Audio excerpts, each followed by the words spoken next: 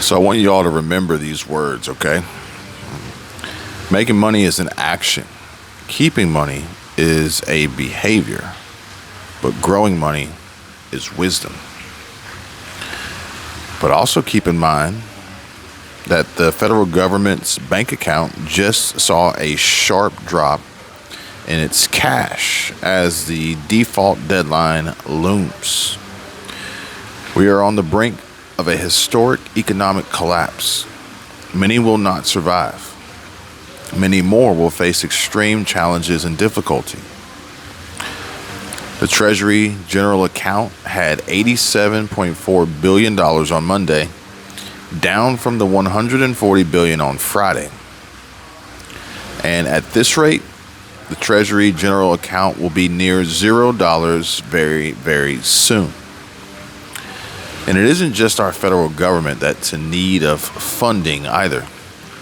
As the mayor of California now says they need $2 billion a year to go towards homelessness.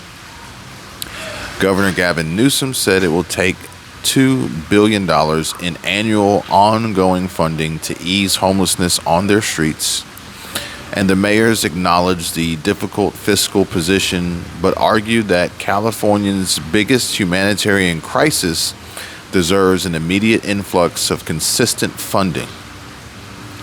And the state faces a projected $31.5 billion budget shortfall, which reduces the possibility of legislative support for some, which include the task force's more ambitious recommendations. What task force, you may ask? Well, I'll tell you in just a second. This task force is behind direct payments to eligible residents and the creation of a new state agency to help those families research their ancestors and to find and file claims for the proposed reparation checks that are soon to be printed and mailed out to all the blacks. Controversy sparks over this and debate with hints of racism are currently underway on Twitter.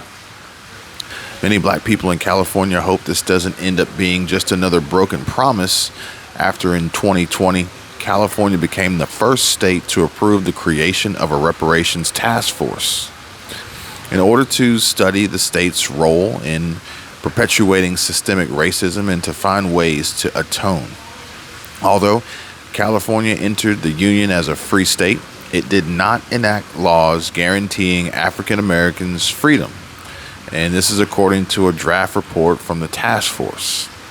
Yet black advocates want to see action taken on behalf of reparations proposals for African Americans that date back to 1865. This is when Union General William Tecumseh Sherman ordered that newly freed people, once slaves, would be given up to 40 acres of land and a mule, of course. Needless to say, that didn't happen. And in recent decades, Democratic lawmakers in Congress have tried to pass legislation to study federal reparations to no avail. And yet many may ask, where has all the money gone? Where's the money going? Obviously, it isn't here in this country for the people who seemingly deserve it and are rightfully owed, I guess. I mean, I'm not sure getting a big stimulus check cut because your parents or your parents' parents were slaves and black will really solve anything, erase the past, or reduce tensions in this country. But maybe I could be wrong. But odds are the money will be wasted, squandered, and even more violence and a rise in death tolls, arrests, and incarceration and imprisonment will result once all these blacks get a hold of the cash. More than likely, little to no investments will be made. Few, if any, businesses will be started nor built, and zero debt will be paid off. And rich and wealthy white and Chinese-owned companies will reap the benefits from this new form of government money laundering. It is really amazing how they can manipulate the masses to get what they want and make it appear like it's okay. Like they're doing a good thing and it isn't blatantly illegal. Stealing taxpayers' dollars, that is. While it is next to impossible to get the true total and accurate numbers, but from what I have found, since the war began, the Biden administration and the U.S. Congress have directed more than $75 billion in assistance to Ukraine, which includes humanitarian, financial, and military support, all according to the Kiel Institute of the World Economy, which is a German research institute. Another money grab and redirection and misdirection that most people are unaware of and have little power or authority to prevent. And all this after Title 42 lifted. Biden said border authorities needed more agents, and Biden is deploying 1,500 troops as the number of attempted crossings is set to swell after the use of Title 42 comes to an end. I can only imagine how much will be spent on this as well, with little to no progress being made. I mean, we spent over $1 million a pop for Sidewinder missiles to shoot down Chinese weather balloons, and that was only after they had the chance to collect terabytes of sensitive intel that continues to put us all at risk here in this country. And as we get back to the most current and pressing matter, that after hitting the $31.4 trillion national debt limit back in January caused, Treasury Secretary Janet Yellen began using extraordinary measures to keep the government running. But in a string of recent interviews, Yellen has repeatedly warned that she can't keep the game up forever. And she says the X date, the day the government will no longer have the funds to operate, could come as soon as June 1 and bring with it economic catastrophe. And a group of over 140 CEOs and Wall Street titans, including David Solomon, just warned stocks will crash if politicians can't raise the debt ceiling. Now, I did receive a comment on today's live stream that said, "You're required to pay your debts, even if the government defaults on its debts. Social Security will continue to be paid as it is a mandatory payment, so your Social Security is safe. Putting food and money aside is intended to get you through those tough times of struggle, such as if the government shuts down. It's BS to assume everyone can grow their own food. This country was built on creativity, so stop whining and get creative. By the way, it doesn't cost nearly that amount to start chickens. Lots of scammers out there targeting the ignorant." In comment. Now, with that being said, I do agree with some of the statement that has been made in this comment, but also some of it I do not agree with.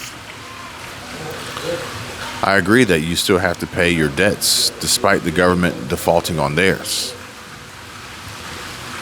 Comment down below if you know the answer to the question of whether or not you still have to pay your mortgage or your car loan if your bank were to collapse. But Social Security will continue to be paid as it's mandatory payment, so your Social Security is safe. And that I do not agree with. Social Security is not safe. It is at risk. There's already statements and planned projections of a trust fund shortfall in the next few years. And if the government agencies, and most importantly the Social Security Administration, is shut down and unable to go to work, unable to pay their employees, their contractors pay their bills, and their government bank account is sitting on zero or perhaps maybe in the red, tacking on overdraft fees and NSFs, then guess what? The Social Security checks will not be delivered. The direct deposits will not be made. Phone calls, emails, questions, comments, concerns will not be answered or addressed. So, is your Social Security really safe? And if so, how long do you have to wait? Because yes, sure, they will pay it. They will make good on that while they can until they run out of money. But in the interim, will you survive? Will you have enough to get by? Or will you starve? Will you fall behind on payments? Will you run out of money yourself? That's what's most important here. It says that putting food and money aside is intended to get you through those tough times of struggle, such as if the government shuts down. And I agree. But I can also agree with many people out there who will flat out tell you that it has been next to impossible for them to put money and or food aside. It's just that bad. Meanwhile, it's BS to assume everyone can grow their own food. I agree.